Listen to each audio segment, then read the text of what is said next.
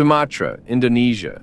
Relentless waves of heavy rain have battered the island, sending powerful floods through cities, villages, and valleys. Rivers overflowed in every direction, carving new channels across farmland and swallowing entire blocks of homes. What is left behind is a landscape torn apart, scattered with debris, mud, and the remains of everyday life.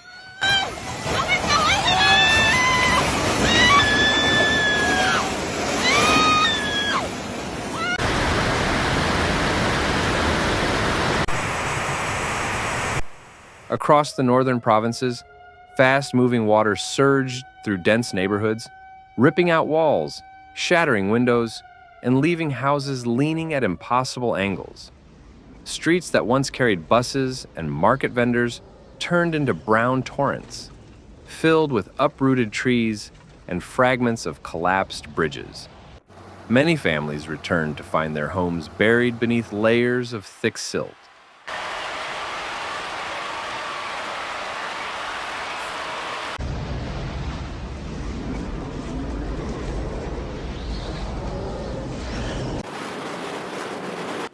Transport networks suffered some of the worst damage.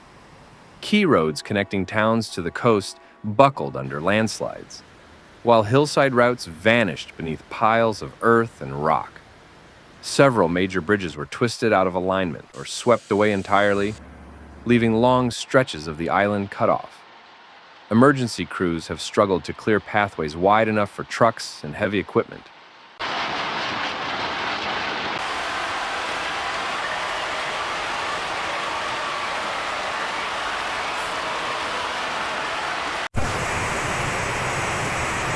In rural corridors, isolation has become a serious challenge.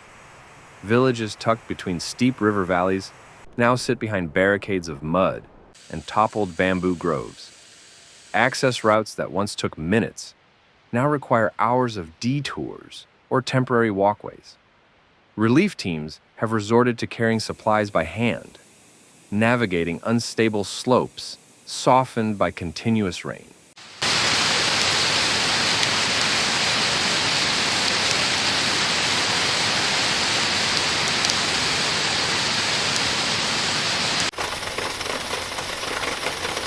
Power infrastructure also took a major hit. Substations flooded within minutes, and entire districts went dark as currents shorted underground cables. Repair teams have been working around the clock, but many areas remain without stable electricity as damaged poles, broken transformers, and flooded control panels continue to slow restoration.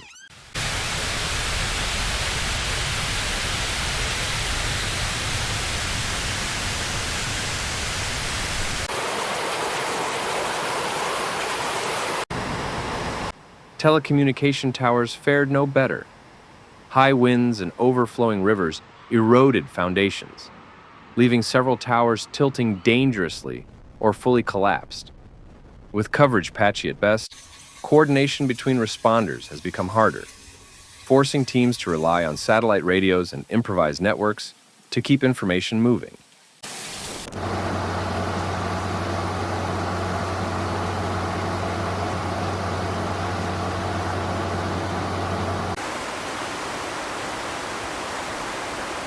Water systems have been overwhelmed by the scale of contamination.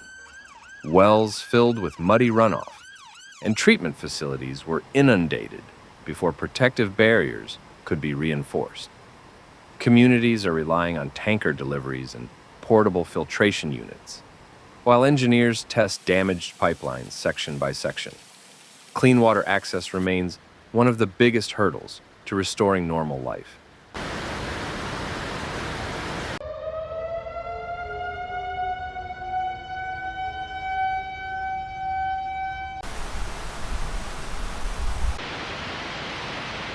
Farmland stretching across the interior plains has been scarred by fast erosion. Rice paddies dissolved under churning water, leaving deep ruts and scattered stones in place of neatly leveled fields. Vegetable plots and plantations were smothered by layers of mud, while storage barns and irrigation pumps suffered severe mechanical damage.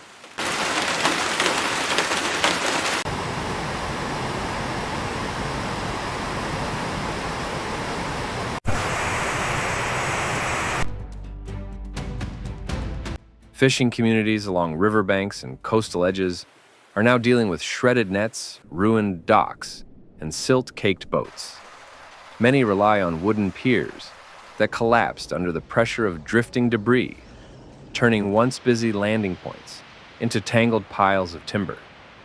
The loss of equipment has left local markets short of fresh catch.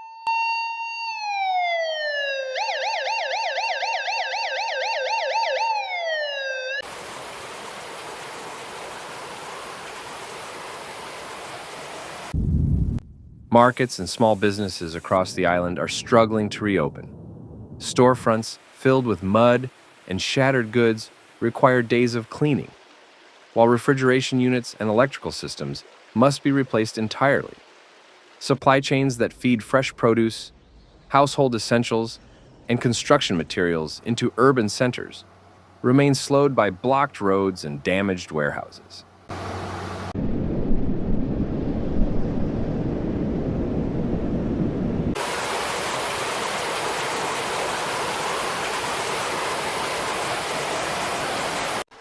Environmental experts say the destruction is intensified by years of upstream land degradation. Hillsides stripped of forest cover funneled rainwater rapidly into the lowlands, amplifying flash floods that struck with little warning. Sediment from eroded slopes poured into river channels, reducing their capacity and pushing water into nearby villages.